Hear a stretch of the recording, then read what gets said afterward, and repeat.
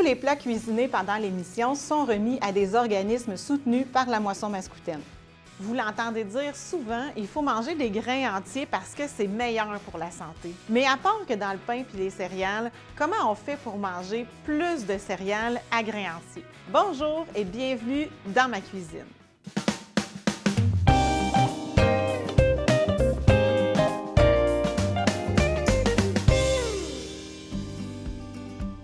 Les produits céréaliers ou les féculents devraient composer à peu près le quart de notre assiette. Et on aime les céréales parce que de un, c'est bon, et de deux, elles ont des propriétés rassasiantes et nutritives très intéressantes. En général, les céréales contiennent beaucoup de vitamines du complexe B. Elles sont riches de plusieurs minéraux, notamment le fer, le cuivre, le magnésium et bien plus encore. Et que dire de leur apport en fibres si essentiel au bon fonctionnement de notre appareil digestif? Facilitant le transit intestinal, ces fibres favorisent une meilleure santé du système cardiovasculaire en abaissant notamment le taux de mauvais cholestérol. Les céréales contiennent aussi des protéines, des acides gras essentiels, des antioxydants, bref, la liste des bonnes composantes de céréales ne finit plus de finir. Aujourd'hui, j'ai choisi de vous parler des céréales sous un angle différent. J'ai envie de vous proposer des façons différentes de consommer les céréales à grains entiers. Et je vous apporte ça en version salée, s'il vous plaît.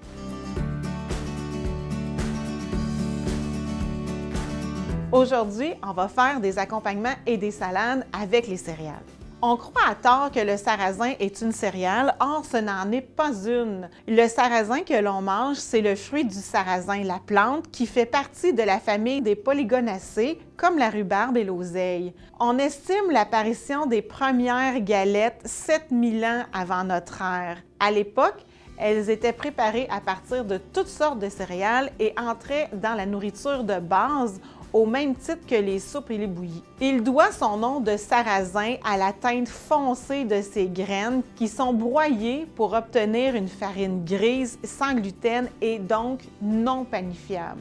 Cette bouillie d'eau et de sarrasin broyé se prêtait fort bien à être cuite en fines couches comme les crêpes. Nos galettes de sarrasin sont nées comme ça. Ce sont les Français qui ont apporté avec eux cette recette. Les Britanniques, quant à eux, consomment le sarrasin sous forme de porridge ou de soupe. Traditionnellement cultivé au Népal, en Chine et en Sibérie, le sarrasin ou le blé noir a fait son apparition en France au 17e siècle au retour des croisés. En Amérique, le sarrasin est arrivé avec les premiers conquérants européens. Ce sont la Russie et la Pologne qui sont les principaux producteurs de sarrasin aujourd'hui. Ceci dit, le Canada est aussi un producteur important et la majorité de notre production est exportée en Asie. Les Asiatiques sont des grands amateurs de soba, une pâte alimentaire faite à base de sarrasin.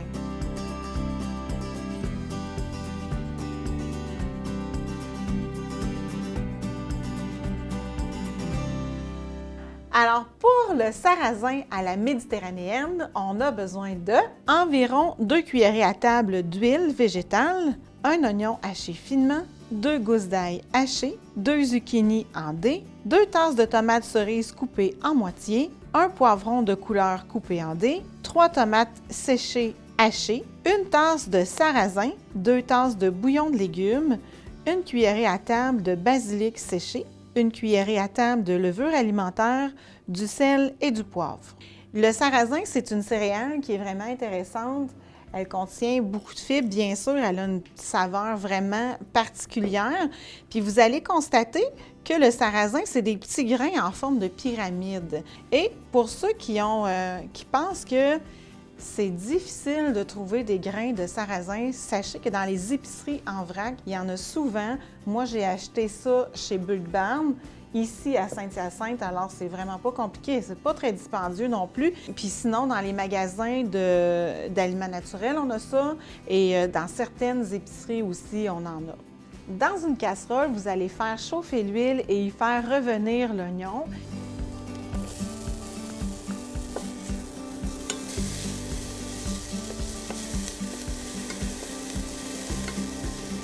Et quand l'oignon est cuit, vous ajoutez l'ail et le reste des légumes.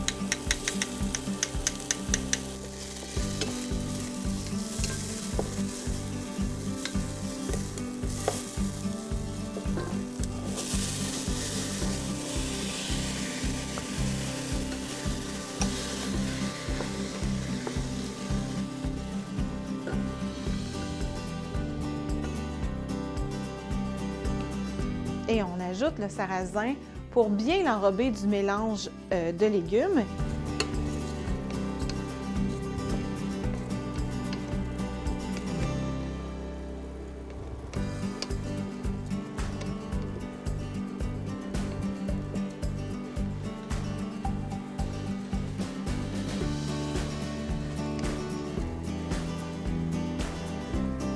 Ensuite, on ajoute le bouillon, on baisse la chaleur à feu moyen et on fait cuire environ 15 minutes. Moi, j'ai un bouillon reconstitué ici, alors je vais ajouter le bouillon, je vais mettre du poivre, mais je ne salerai pas tout de suite, je vais aller goûter en fin de cuisson pour voir si c'est salé à mon goût.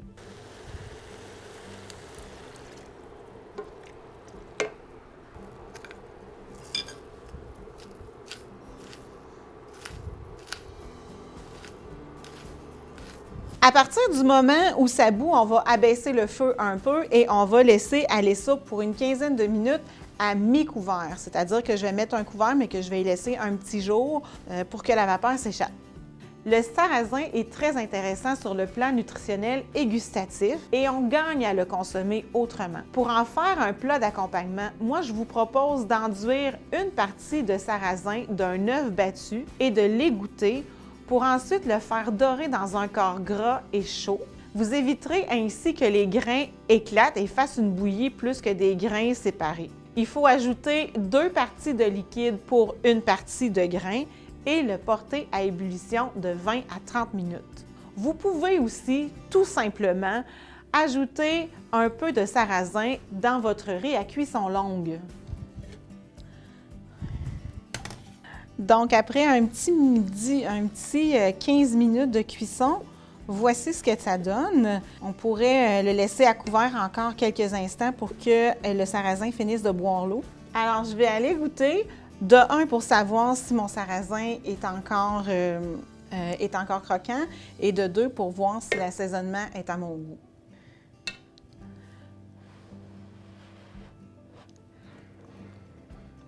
Pour vrai, là, c'est délicieux.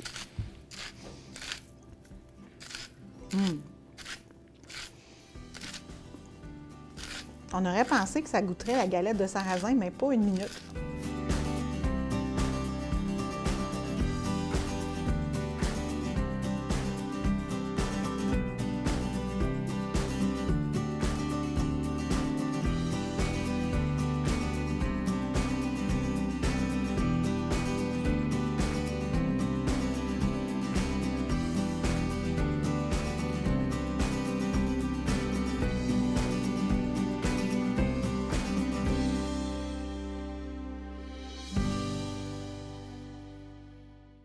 Le seigle occupe le 2e rang derrière le blé parmi les grains qui entrent dans la fabrication du pain. Le seigle, l'orge et le blé sont d'ailleurs les 3 seules céréales à contenir du gluten et dont la farine est panifiable pour faire des pâtes levées. Le seigle est la 8e céréale la plus cultivée au monde. Le seigle d'hiver semé au début de l'automne est beaucoup plus répandu que le seigle d'été. Les principaux producteurs de seigle sont l'Union européenne, la Russie, le Bélarus et l'Ukraine qui ensemble produisent 92 % de la production mondiale.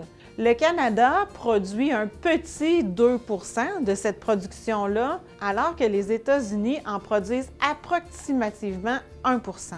Environ la moitié de la production canadienne de seigle est exportée principalement sous forme de grains et de produits à base de seigle.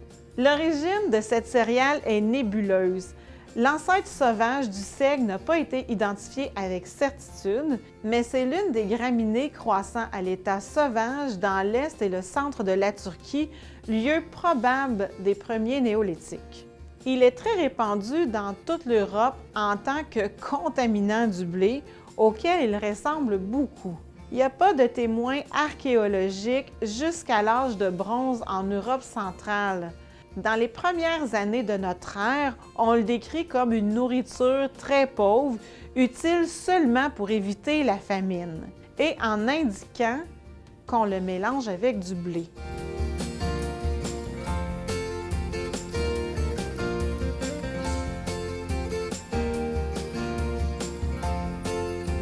Alors, pour la salade de seigle aux légumes, vous aurez besoin de une tasse de seigle entier, une tasse et 3/4 de bouillon de légumes ou d'eau, une tasse de carottes en dés, 2 poivrons de couleur coupés en dés, une tasse de petits cubes de fromage au choix. Ici, moi, j'ai choisi un fromage suisse, 1/4 de tasse de cornichons sucrés. Et pour la vinaigrette, vous aurez besoin de 2 cuillères à soupe de moutarde de Dijon, 2 cuillères à thé de miel, 1 cuillerée à thé de cumin, 3 cuillères à soupe de vinaigre de vin, et 2 cuillères à soupe d'huile d'olive. Donc, la première étape pour la recette de salade de seigle, ça va être de mélanger le bouillon et le seigle ensemble et le faire mijoter pendant environ 1 heure parce que je n'ai pas fait tremper mon seigle.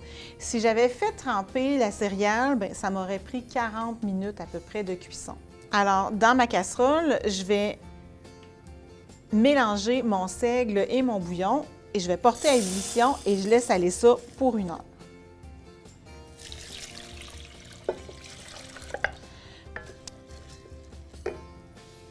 J'ai pris un bouillon reconstitué, alors il est salé, mais si vous aviez pris de l'eau, ça aurait été important d'ajouter une cuillerée à thé de sel dans votre bouillon pour donner de la saveur au seigle. Parce qu'il faut comprendre que salé à la salière, la salade n'est pas aussi efficace que salé le bouillon de cuisson, où est-ce que le sel va vraiment rentrer dans la céréale.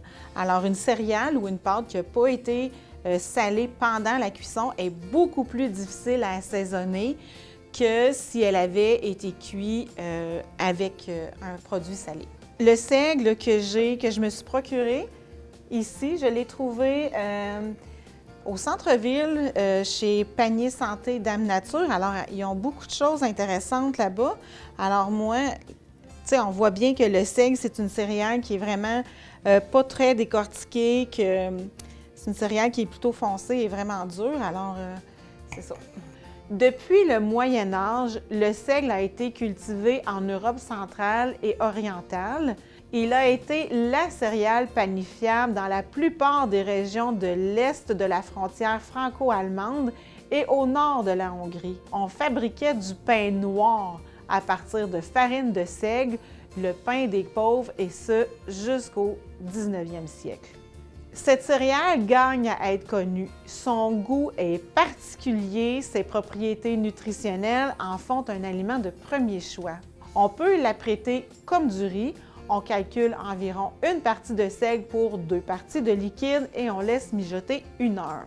Si vous faites tremper les grains pendant au moins 4 heures, le temps de cuisson peut être réduit à 40 minutes. Mon seigle est cuit et refroidi. Là, nous, ce qu'on veut, c'est des beaux grains de seigle comme ça. Si on le fait trop cuire, le seigle, il va s'éclater comme ça. Puis là, rendu là, il devient tout pâteux puis il est moins intéressant à manger.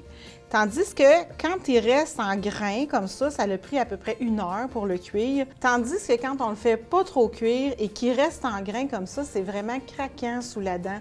Ça ne deviendra jamais mou comme une nouille à spaghetti, par exemple. Ça va vraiment avoir une texture al dente. Tout d'abord, dans le grand bol, mettre tous les ingrédients pour la vinaigrette. On va tout bien mélanger ça ensemble. Là, si jamais vous n'avez pas de vinaigre de vin à la maison, vinaigre balsamique, vinaigre de cidre, ça fait le travail. Sinon, du vinaigre blanc auquel vous aurez ajouté une touche de sirop d'érable, ça va faire le travail.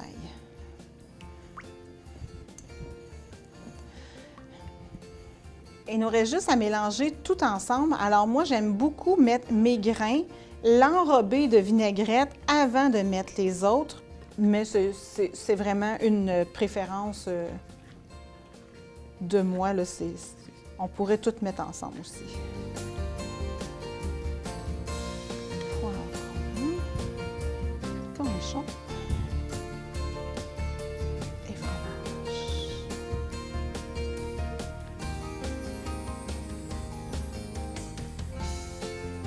Il va nous rester à goûter, juste pour voir si c'est assez salé, assez poivré.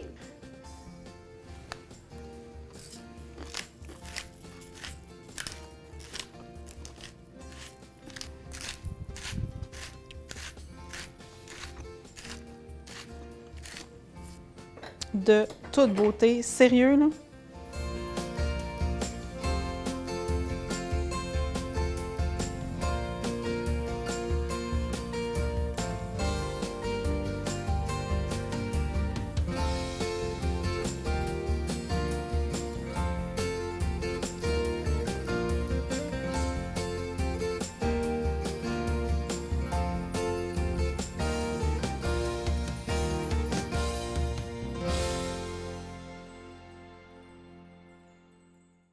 Probablement originaire d'Asie comme plusieurs céréales, des découvertes archéologiques démontrent que toutes les variétés d'avoine que l'on connaît aujourd'hui descendent de la même plante, c'est-à-dire de l'avoine rouge sauvage.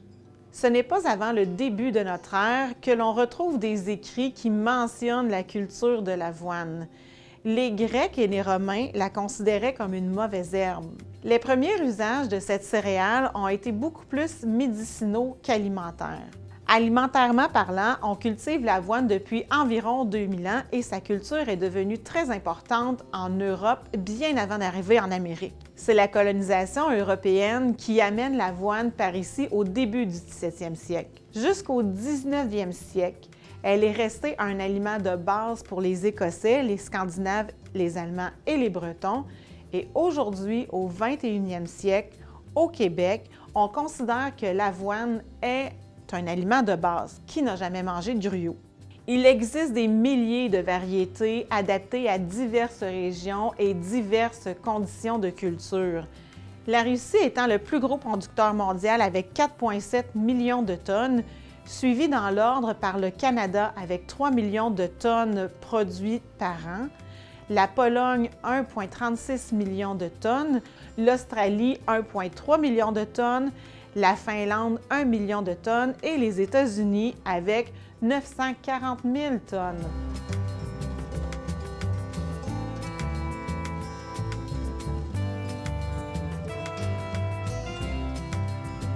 Pour le gruyot salé, servi avec un sauté de chou kale et de champignons accompagné d'œufs mollets, vous aurez besoin de...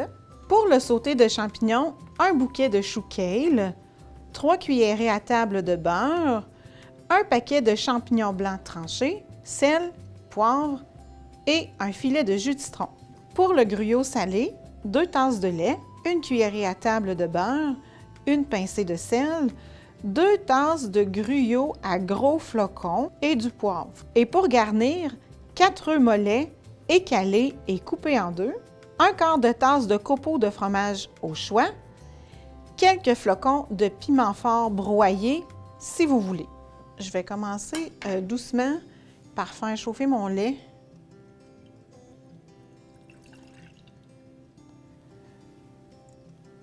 Pendant que je vais faire sauter mes légumes. On ne met pas le feu trop fort pour éviter que notre lait bouille et déborde et aussi pour pas que ça colle. Préparez votre chou frisé en enlevant les grosses tiges et en les feuillant et en hachant les feuilles grossièrement. Alors, je vais commencer par faire fondre mon beurre et faire dorer mes champignons un petit peu.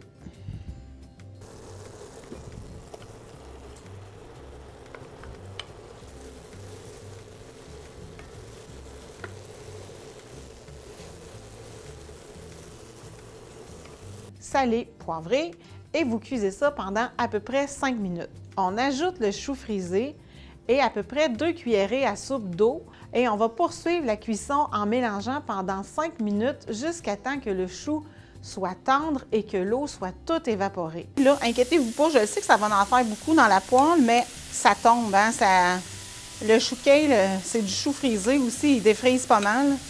Puis vous allez voir, il restera plus grand-chose à la fin.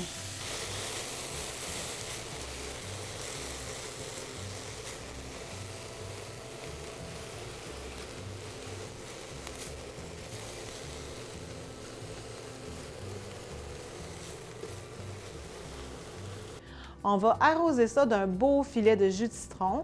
On goûte juste pour rectifier l'assaisonnement. On va mettre ça de côté. Je vais ramener ma casserole de lait qui est très chaude. J'ai fait chauffer mon lait. Je vais ajouter le beurre.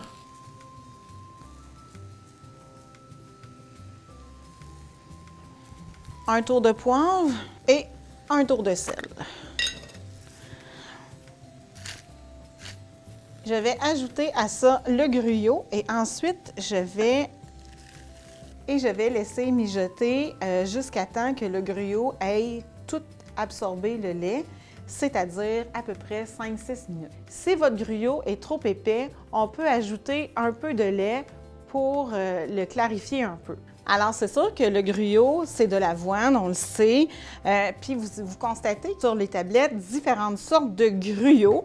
Alors, vous avez le gros flocon, vous avez le gruyot 2 minutes, 5 minutes, puis vous avez aussi le gruyot à cuisson rapide qui va prendre quelques secondes, 1 minute tout au plus. On a sur les marchés aussi de l'avoine épointée ou de l'avoine écossaise. Alors, c'est celle-là, du gruyot épointé écossais.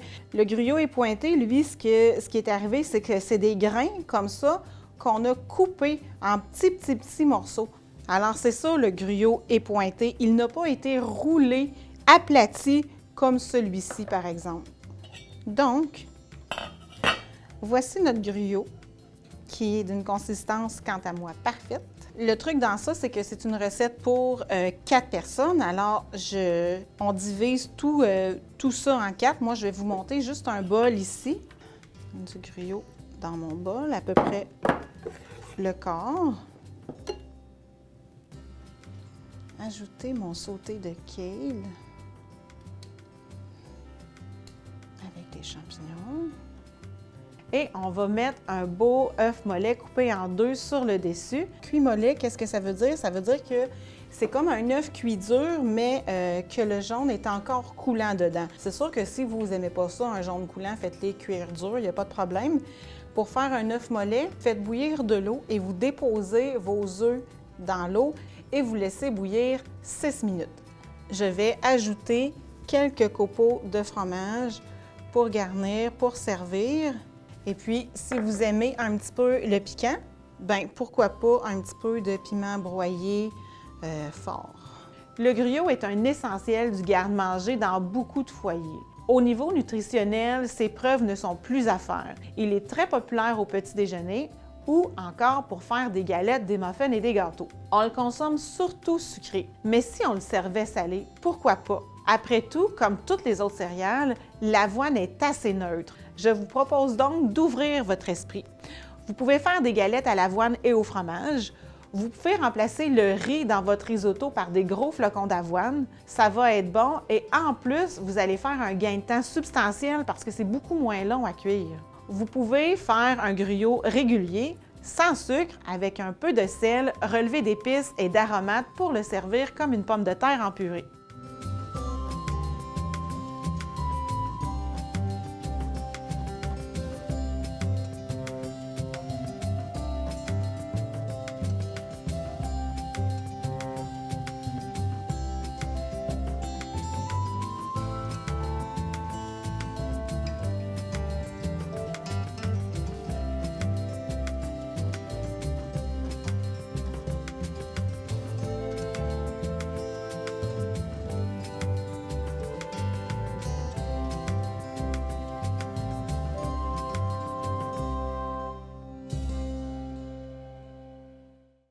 Quand on parle de semoule, ça veut dire fleur de farine. On fait de la semoule avec plusieurs grains, dont le maïs, le riz et bien entendu le blé. La semoule est fabriquée à partir de l'endosperme du grain, c'est-à-dire la partie féculent, la partie amidon. Elle ne contient ni germe ni son. Pour faire de la semoule de blé, l'endosperme est humidifié pour être ensuite moulu plus ou moins finement. On s'en sert bien sûr pour faire les pâtes alimentaires, la crème de blé et le couscous. Mais dans le contexte où je vous parle des grains pour des accompagnements, des versions salées, je vais vous parler de la semoule de blé. Elle est à la base d'un plat très prisé du côté de l'Europe, c'est-à-dire la polenta.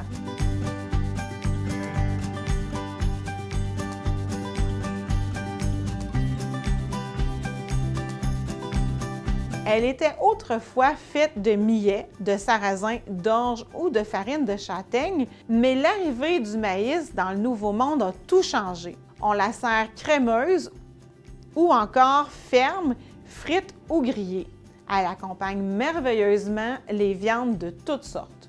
Pour la polenta rapide, vous aurez besoin de 2 tasses et 1/3 de lait, la même quantité d'eau, 1 tasse moins 2 cuillerées à table de semoule de maïs à cuisson rapide, c'est-à-dire la polenta, 1/4 de tasse de beurre ou d'huile d'olive, 1 tasse de fromage râpé et du poivre. Dans une casserole à fond épais, vous allez porter à ébullition le lait et l'eau. Faites attention parce que ça risque de déborder. Pendant que ça chauffe, moi je vous montre ici 2 semoules de maïs qui sont différentes. Alors ici, vous constatez qu'elle est plus jaune, il y a moins de blanc concassé dedans. Elle est plus fine, cette polenta-là, versus celle-là qui, le grain est concassé beaucoup plus grossièrement. Il n'y a pas tant de différence que ça entre les deux, à part la grosseur dans laquelle il a été concassé. Puis en cuisson, bien, ça va juste faire comme le gruau, c'est-à-dire que la mouture plus fine va cuire plus rapidement que la mouture plus grosse. Ensuite, on réduit le feu à moyen,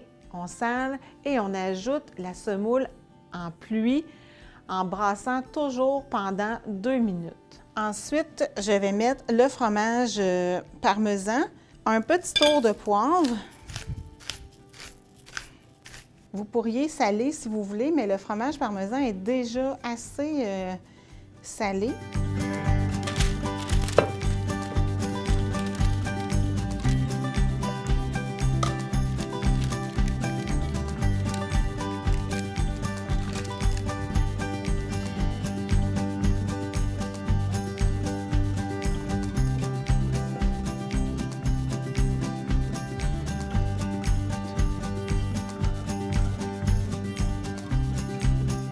Aujourd'hui, je la sers crémeuse et demain, quand ça va être refroidi, je vais la couper et je vais la servir frite. Parce que quand la polenta refroidit, ça devient comme un gros gâteau vraiment dense.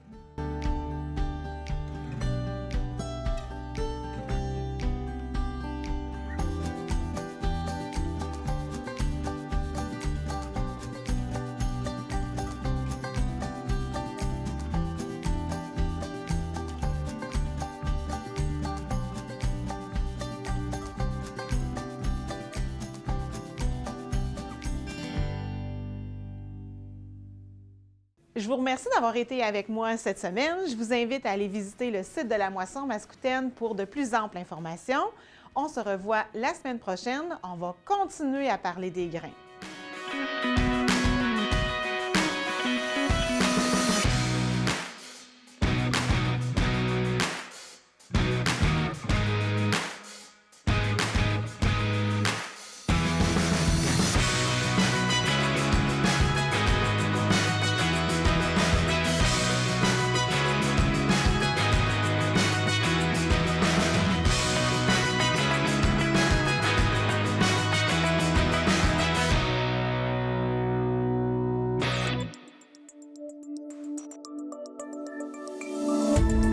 Cette émission d'Accès est appuyée par Cogeco et est rendue possible grâce à la collaboration de la communauté avec Nous TV.